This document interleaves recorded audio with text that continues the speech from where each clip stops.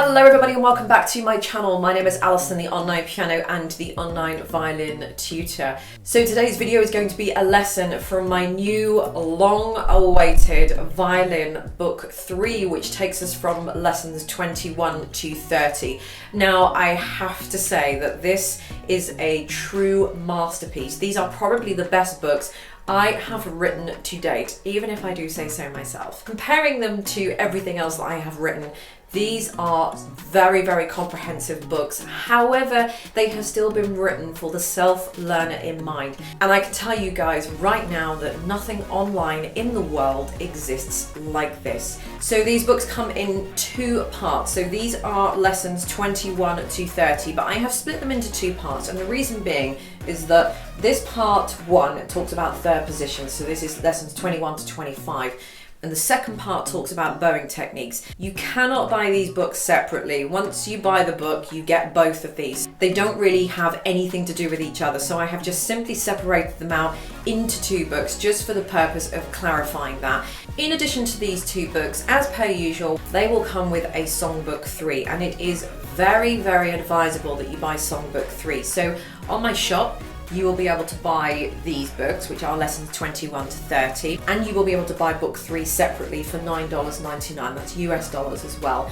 However, you'll be able to buy them in a combo deal, all 3 books together, to save yourself a little bit of money. So everything you see here is going to be linked in the description bar underneath this video to purchase, and these are downloadable books only. I want to make that very, very clear. There is nothing physical to ship out, as with any of the books on my shop. They are 100% downloadable, so as soon as you've purchased, you just get straight on downloading and off you go. So I really hope you enjoy these next set of 10 lessons, and let's get into the lesson.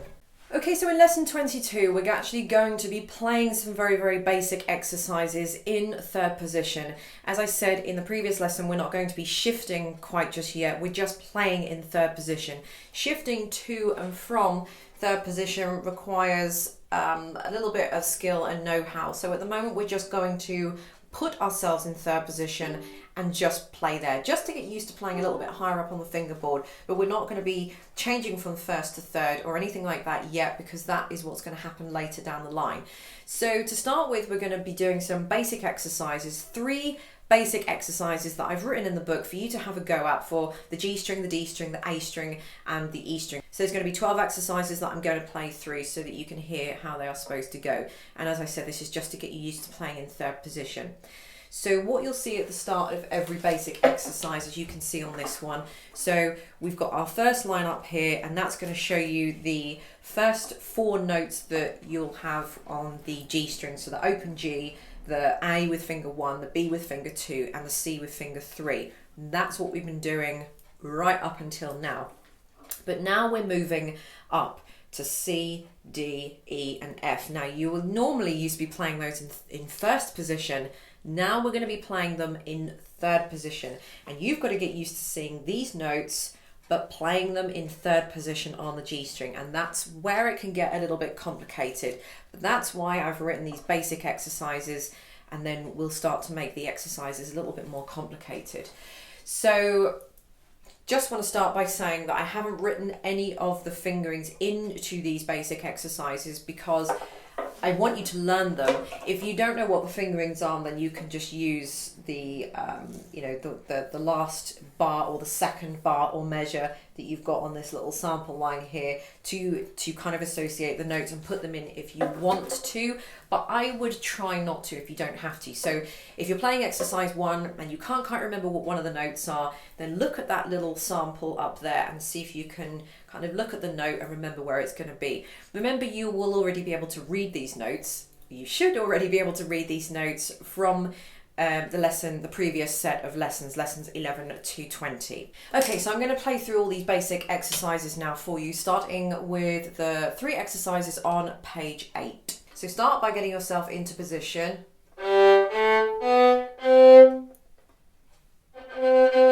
Okay, now we're ready. This is exercise 1.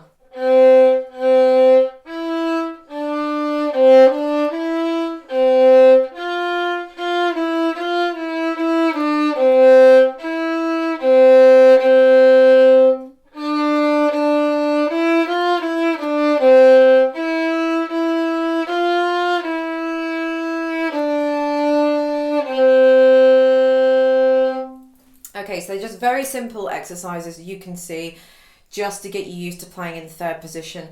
What you might want to do is just move this elbow across. So because you're not going to be used to playing in third position, you might find that the fourth finger is very hard. The fourth finger is very hard in first position as it is. Now we're moving up a position, which makes it even more. So what you're going to have to do is move your whole hand round. You can see that if I swing my whole arm here, these fingers are moving round towards the E string, G string, E string, G string. So you'll want to make sure that you've got a nice loose grip with your thumb under here so that your thumb can move round and you can get this elbow as far round as you possibly can so that you can comfortably reach that fourth finger. Okay, exercise 2.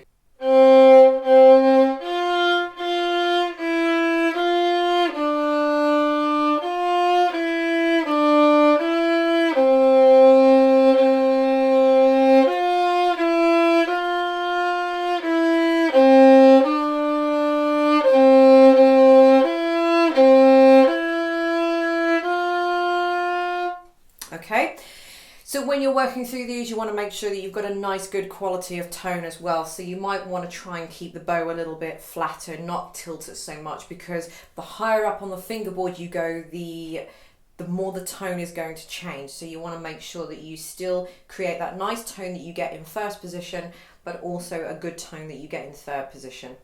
This is exercise 3.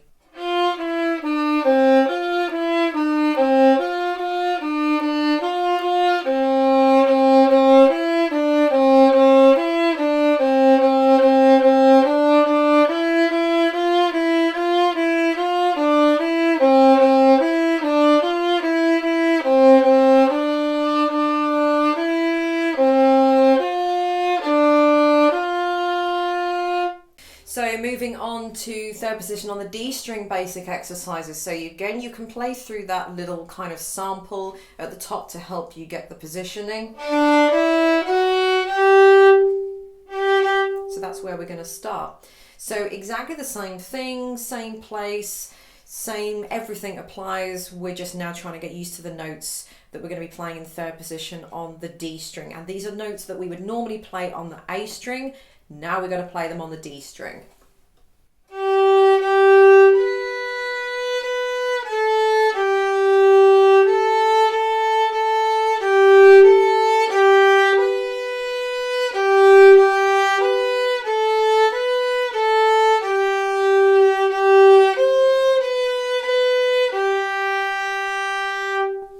Exercise 2.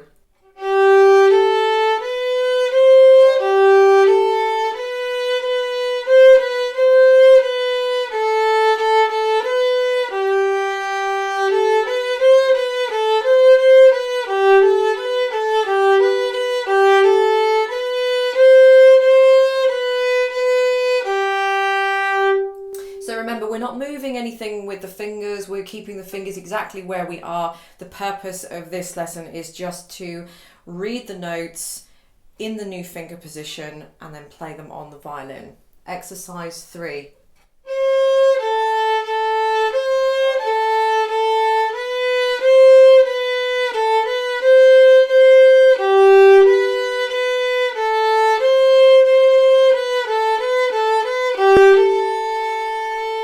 Same exercises for third position on the A string. Okay, exercise 1.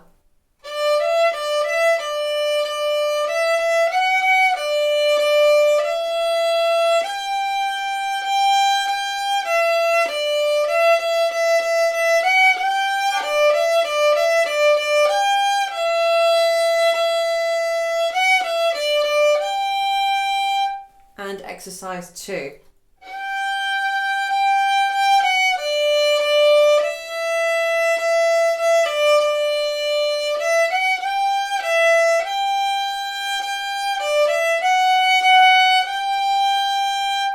Exercise 3.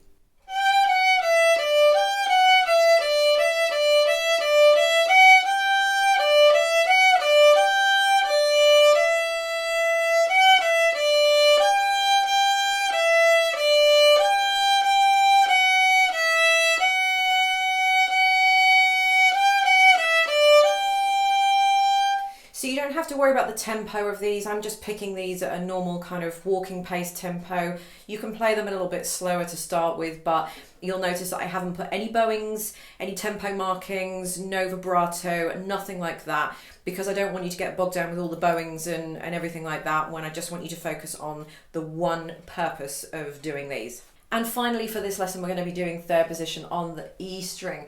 The one thing you might not be used to on the E strings, kind of similarly to the G string, is that we're going to be going very, very high, and a lot higher than you're probably going to be used to doing, and you can lose quite a bit of quality of sound when you're going up high. So my recommendation for going up high would be to just own it. Even if you think it sounds absolutely atrociously rubbish, and it most likely will to start with, that's fine, because I know you're going to improve. Just own it. The less you try and own it and try and kind of hide from it, the worse it's going to be. So kind of, you know, because you know that the E string is quite loud, and you know that E string is quite loud and screechy, so why would you want to advertise that to the world? But the irony is that the more kind of introvert you are, and the less you kind of, you know, because you don't want people to hear you, the worse it actually sounds. The best thing you can do is just to own it and just play it. You know, even if it sounds absolute nonsense and your fingers aren't in the right place at all, how much of that tone sounded really, really good, even though those notes, even though those pitches weren't correct, it's going to sound a lot better than playing something like that, because your tone just isn't there. So own the pitch, own the notes, make sure you get a really good tone, nice flat bow, just give it a lot of bow on the E string, really make that E string sound. Then you can worry about intonation and perfecting the fingers a little bit later down the line.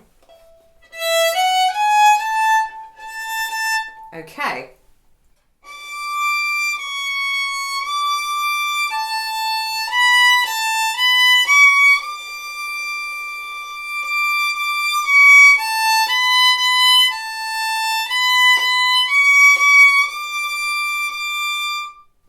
Exercise 2.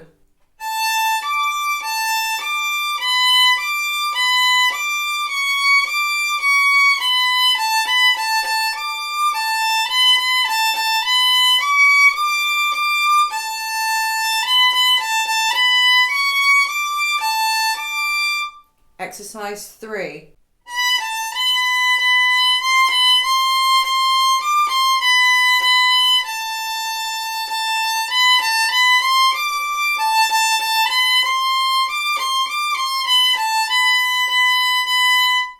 So I recommend that you probably give each of those exercises, you know, a fair good playing at, so that you can understand the notes that you're going to be playing. You can write them in pencil if you want to on the sheet music. It's, you know, completely up to you.